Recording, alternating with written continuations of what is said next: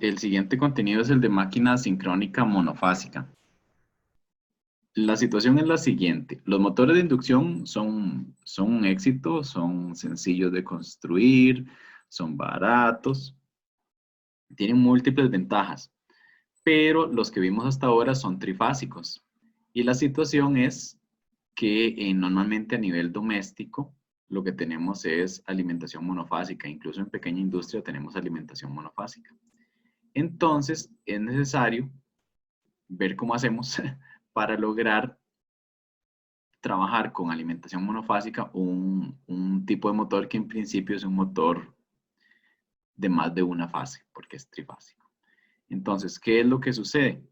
En el motor de inducción trifásico tenemos un campo magnético rotatorio porque tenemos tres fases que están desfasadas a 120 grados. Lo que pasa es que en el caso de un motor monofásico, solo tengo una fase, ¿verdad? Entonces, si este fuera mi fase, mi polo del motor monofásico, y ya saben que dibujo uno nada más por facilidad, pero siempre son pares de polos, siempre, siempre.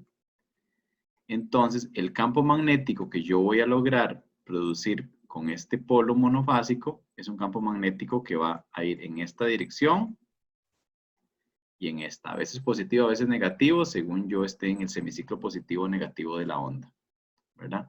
Incluso, si yo coloco otro polo de esta misma fase en una orientación diferente, ¿verdad? Y lo alambro también, lamentablemente, yo voy a tener también un campo que va a ser cambiante, pero no rotatorio. ¿Por qué? Porque al ser la misma fase, los máximos mínimos cruces por cero de ambos polos van a coincidir. Entonces, la suma de estos vectores de campo magnético siempre va a ser un campo magnético pulsante, porque va a ser cero simultáneamente, porque va a ser máximo en alguna dirección simultáneamente, mínimo en una dirección simultáneamente, y entonces yo voy a tener, si yo coloco un rotor aquí, ese rotor va a experimentar un campo magnético fluctuante, pero no rotatorio.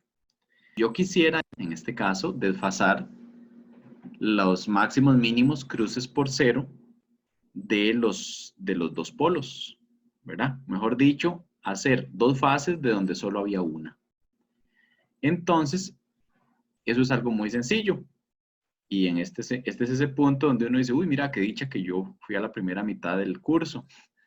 Porque en este momento ya ustedes saben que si yo coloco un inductor o un capacitor con impedancias diferentes, yo puedo lograr atraso o adelanto en la corriente. Y eso básicamente son desfases, ¿verdad?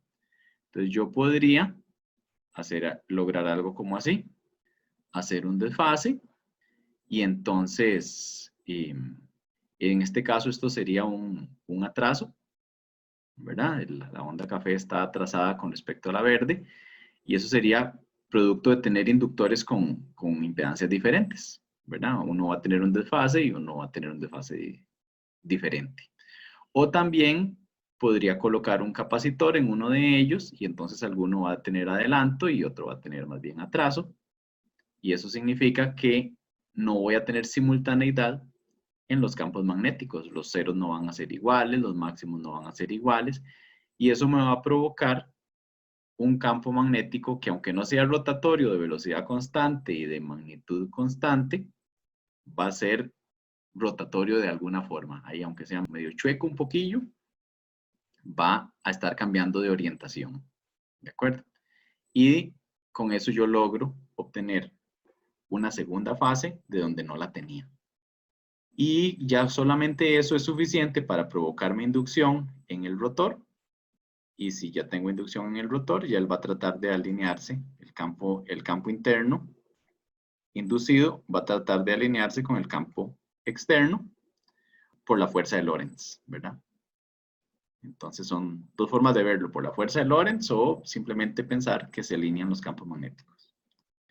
Y entonces, viendo el PDF, Esta es una de las formas de lograr el arranque de un motor monofásico de inducción. Y una cosa que es muy interesante es pensar que este desfase solamente se ocupa para provocar el arranque del motor, porque ya una vez que el motor se encuentra girando, él ve ese campo que antes era fluctuante, lo va a ver rotatorio. Aunque ya el desfase deje de existir, porque lo retiremos de alguna forma, él va a seguir percibiendo un campo rotatorio porque aunque el campo sea fluctuante, el que está rotando ahora es justamente el rotor del motor. Lo que uno necesita es por lo menos poderlo arrancar. Así que lo más sencillo sería nada más darle vuelta con la mano y que él siga funcionando. Ese es un método de arranque, de hecho, el que llamaríamos el del impulso mecánico, ¿verdad? Pero es un método de arranque emergente y a veces se utiliza cuando a algún motor le falla el devanado de arranque, ¿verdad? Pero siempre es un poco riesgoso de que alguien sufra un golpe por querer arrancar un motor así, aunque de todas formas en los laboratorios con mucho cuidado lo hacemos cuando es en la modalidad presencial para que lo observen que sí es posible. Y el sentido de giro, ya sea a la izquierda o a la derecha, uno se lo da con la misma mano, dándole vuelta para un lado o para el otro, porque como el campo es fluctuante, el campo no lo define, es el mecanismo de arranque. Bueno, ese es el primer mecanismo. El segundo está relacionado con el dibujo que acabamos de ver, que es básicamente provocar un desfase y sacar dos fases de donde solo había una. Entonces, vean por ejemplo acá que tenemos este diagramita de aquí. Tenemos un devanado principal, un devanado auxiliar, ambos inductivos, pero con inductancias diferentes. Y observen que están conectados en paralelo. El que estén conectados en paralelo tiene el objetivo de que funcionen a la misma tensión, ¿verdad? Y por supuesto, no podrían jamás estar conectados en serie porque yo tendría la misma corriente y yo lo que quiero es que la corriente no sea la misma, quiero que la corriente esté desfasada. Aunque fuera la misma magnitud, eso no sería un problema. El problema está que sea la misma en fase. El ángulo no tiene que ser el mismo. Entonces se conectan en paralelo para que las ramas sean diferentes y la corriente de una no sea la misma de la otra. Vean que en el devanado auxiliar se conecta un interruptor centrífugo Con el objetivo de que pueda desconectarse cuando el motor alcanza una velocidad cercana a la velocidad nominal de operación y así se ahorra potencia que solo se ocupó durante la etapa de arranque. El devanado auxiliar funciona por un corto tiempo, el centrífugo se abre y quedamos solamente con el principal. Entonces vean que de verdad que las dos fases uno las ocupa solamente a la hora de arrancar y ya después de eso él sigue como que fuera de campo pulsante, ¿verdad? Con una sola fase. En la parte inferior tenemos el diagrama fasorial y vean que el fasor de la corriente principal, el IM, no está en fase con el de la corriente auxiliar. Los dos están atrasados con respecto a la tensión porque los dos son inductivos, pero el atraso del auxiliar es menor que el atraso del principal, en este caso. ¿De acuerdo? Es lo usual. Y bueno, es un motor de jaula de ardilla. A este motor se le llama motor de fase partida. ¿Por qué? Porque básicamente se agarró una fase y se partió en dos. Entonces, por eso se llama motor de fase partida. Esto lo ilustra muy, muy bien. De hecho, que de aquí podemos pasar al siguiente tipo de motor, más abajito. Bueno, aquí está lo mismo explicación, pero con ondas en lugar de con fasores. Y tenemos la curva par velocidad, que ven que el motor arranca por encima de su torque nominal y llega un momento donde tiene como una gradita. Esta gradita es lo que llamamos par de desenganche, que es básicamente donde el centrífugo abrió y ya seguimos solamente con el devanado principal. Ahí se ve una superposición de una curva con la otra. Y vean que si tuviéramos el devanado principal únicamente, el torque de arranque es cero, por eso es que no arranca. Después, si continuamos, podemos ver el motor de arranque por capacitor, que es prácticamente la misma cosa. lo único es que se pone un capacitor en serie con el devanado auxiliar y esto lo que provoca es un adelanto porque eso es la naturaleza del capacitor. entonces vean que en el diagrama fasorial tengo un desfase mucho mayor entre principal y auxiliar. De hecho, en este caso es un desfase de 90 grados, ¿verdad? Que incluso un desfase de 90 grados me da la ventaja de poder tener iguales torques de arranque a la izquierda y a la derecha, ¿verdad? O sea, en sentido horario o en sentido antihorario, si quiero arrancarlo con dos sentidos de giro. Para terminar de verlo, vean que tiene interruptor centrífugo, igual que el otro, con la misma función, ¿verdad? Que está por acá. El capacitor en serie, obviamente, porque yo quiero que la corriente del capacitor sea la corriente del devanado para que tenga el desfase. Y se conecta en paralelo al principal para que tenga la misma tensión de alimentación y obviamente que tenga una corriente diferente. Ahora, la inversión en el sentido de giro. Corto aquí y conecto esta parte de arriba a abajo y esta parte de abajo a arriba. ¿De acuerdo? Y así ya le cambié el sentido de giro. ¿Qué es lo que hice al cambiar el sentido de giro? Lo que hice fue darle vuelta al fasor de la corriente del auxiliar. Vean que ahora el fasor de corriente del auxiliar va a ser para aquí. Eso fue lo que hice cambiando el sentido de giro. Entonces, recuerdan ustedes que los fasores son giratorios, ¿verdad? Los fasores van dando vuelta en esta dirección. En la primera modalidad de sentido de giro, yo veía pasar este fasor de primero y este fasor de segundo, 90 grados después. Pero ahora que le cambié el sentido de giro, yo voy a estar observando que pasa de primero este y este otro este. Entonces, un cambio en el alambrado, en invertir la polaridad del auxiliar con respecto a la polaridad del principal, lo que estoy haciendo simplemente es cambiar la secuencia de fases. Es parecido que en el trifásico. En el trifásico yo cambiaba la secuencia de fases, pero eran 3. Aquí son solo 2, entonces simplemente la que iba adelante la pongo atrás. ¿Y cómo hago? Atrasándola 180 grados. ¿Y cómo atraso 180 grados la corriente? Le hago que vaya en la dirección contraria. O sea, que desconecto arriba y lo conecto en la otra forma. Y eso es todo, ¿verdad? Y ya con eso logré 180 grados de desfase con respecto a lo que tenía antes. Entonces, es así de simple. Y así ya tengo dando vuelta esto en la dirección contraria. Y esto que acabo de mostrarles es exactamente lo mismo que en el de fase partida, ¿verdad? Si en el de fase partida me devuelvo acá, yo podría también cortar uno, darle vuelta y ponerlo en la otra dirección. Bueno, de hecho aquí, ahí más o menos, ¿verdad? Más o menos se ve. Lo que pasa es que en el de fase partida yo no podría tener el mismo torque de arranque en las dos direcciones, porque al desfasar la corriente auxiliar 180 grados, el ángulo de fase es distinto, ¿verdad?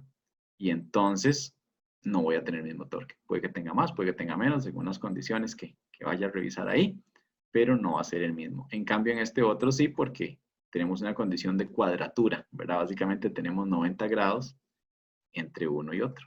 Y entonces en este sí se logra, en el de arranque por capacitor. Ok, avanzando entonces. Vean que tiene mucho mejor torque de arranque, también tiene su par de desenganche. Y tal vez voy a hacer hincapié en una cosa aquí con lo que serían las condiciones nominales de operación de un motor. El punto de operación nominal de un motor, vean que se define, esta es la curva de operación, esa línea sólida. Y yo tengo un porcentaje en el eje Y. Este porcentaje es un porcentaje de torque, o sea, con respecto al torque nominal puede ser 100%, 200, 300, 400% del torque nominal. El torque máximo es mayor que el torque nominal, en este caso mucho mayor. Entonces, el torque nominal es el 100%. En la curva de operación, este sitio de aquí es el punto de operación nominal del motor. Es el punto donde el 100% de torque nominal interseca la curva de operación del motor. O sea, que para este motor, lo que sería la velocidad nominal viene a dar como por aquí, más o menos. Que la velocidad nominal sería básicamente la velocidad que coincide ahí con el torque nominal, ¿verdad? El punto nominal es uno solo. La velocidad nominal se da torque nominal. Es un punto de operación donde todo coincide, ¿de acuerdo? Y la corriente nominal, todo sucede en el mismo punto. ¿Ok? Entonces, ese de ahí, esto sería la velocidad nominal, ¿de acuerdo? En ese punto señalado con la línea roja. ¿Ok? Y a torque nominal, ¿verdad? Entonces es el punto donde se supone que el motor debería de uno buscar que opere ahí cerca de sus condiciones nominales. Es cuando él es más eficiente. Entonces, hay otro tipo de motor que es este, que es tiene el mismo tipo de arranque. Hasta el momento hemos visto 3 tipos de arranque. Impulso mecánico, fase partida y ahora capacitor de arranque. Este es un segundo tipo de motor con el mismo tipo de arranque de capacitor de arranque. Nada más que este es un capacitor permanente, no tiene interruptor centrífugo y se diseña así simplemente para que tenga un buen torque de trabajo cerca de su velocidad nominal, o mejor dicho, en su velocidad nominal, cerca de la velocidad sincrónica, pero consume un poquito más de corriente, pero bueno, se hace así porque se ocupa que tenga buen torque a una velocidad más alta. Después está otro que es como la combinación de los dos anteriores, que es el de arranque y marcha. Entonces tiene un capacitor que se desconecta con un centrífugo y otro que se mantiene todo el tiempo, ¿verdad? Entonces combina los dos anteriores. Aquí está la curva de operación. Vean que tiene obviamente un par de desenganche y tiene un torque máximo más adelante. En cuanto a los métodos de arranque de motores monofásicos de inducción, el único que nos está quedando, el cuarto que vamos a ver, es el de polos sombreados, el único que nos está quedando sin tocar. Entonces el de polos sombreados es este tipo de modelo, es bastante simple, se tiene solamente un par de polos en el estator y se tiene una alimentación monofásica. Entonces, ven ustedes donde está la jaula y hay un campo magnético grande. Esta C que ve hacia arriba es el núcleo del estator y entonces tiene dos polos que provocan un campo magnético pulsante en la dirección de esas flechas verdes. Y entonces los polos sombreados son un par de politos que se constituyen como un par de anillos que se meten en estas ranuras que están en los polos principales. Entonces, el campo magnético fluctuante en color verde es cambiante y los anillos son una trayectoria cerrada. Entonces, se va a dar una corriente eléctrica inducida en esos anillos. Al tener una corriente inducida en esos anillos, van a provocar un campo magnético en cada uno de ellos. Y eso va a provocar un campo magnético pulsante en esa dirección azul. Lo único es que ese campo magnético pulsante, como es el efecto de la inducción del campo principal, no está en fase con el principal y tampoco está alineado porque tiene ese pequeño ángulo. Entonces, no coincide en magnitud, no coincide en fase y no coincide en orientación geométrica, ¿verdad? Entonces, básicamente eso provoca un campo magnético de alguna forma rotatorio. Entonces el motor va a tratar de seguir a ese campo magnético rotatorio. Es de muy sencilla construcción este motor, pero tiene un torque de arranque muy bajo. Y eso se ve en la curva de par velocidad que vamos a ver. Es esta, una curva par velocidad donde el torque de arranque es muy bajo. Pero es útil en algunas aplicaciones como en ventiladores, donde lo que se ocupa es mover aire, entonces un bajo torque de arranque no es ningún problema. Y lo que nos falta por mencionar acá en este es el cambio en el sentido de giro. A un motor de estos se le cambia el sentido de giro cambiando de posición los anillos, ¿verdad? Que usualmente no es algo muy sencillo de hacer porque vienen soldados, ¿verdad? A veces es más fácil nada más darle vuelta al motor y pegarlo en la otra dirección y ya gira para el otro lado. Pero bueno, si uno quisiera cambiar el sentido de giro, uno lo que puede hacer es esos anillos los quita de donde están y los pone en esta otra ranura. Y al ponerlos en la otra ranura, entonces el vector de campo magnético que se genera entre ellos tiene esta otra orientación. Y si antes estaba un poquito adelantado, ahora va a estar un poquito atrasado, ¿verdad? Eso de si está anterior o posterior es como de un punto de vista. Es algo como muy personal, como lo quieran analizar ustedes. El asunto es que antes estaba un poquito en sentido horario y ahora está un poquito en sentido antihorario, ¿verdad? y eso hace que gire en la otra dirección. Entonces así se le cambia el sentido de giro a un motor de polos sombreados, ¿verdad? Y se puede cambiar la velocidad cambiando la frecuencia de la alimentación también, es una forma, ¿verdad? O cambiando incluso la tensión de la alimentación, recortando la onda que lo alimenta. Eso le da menos potencia.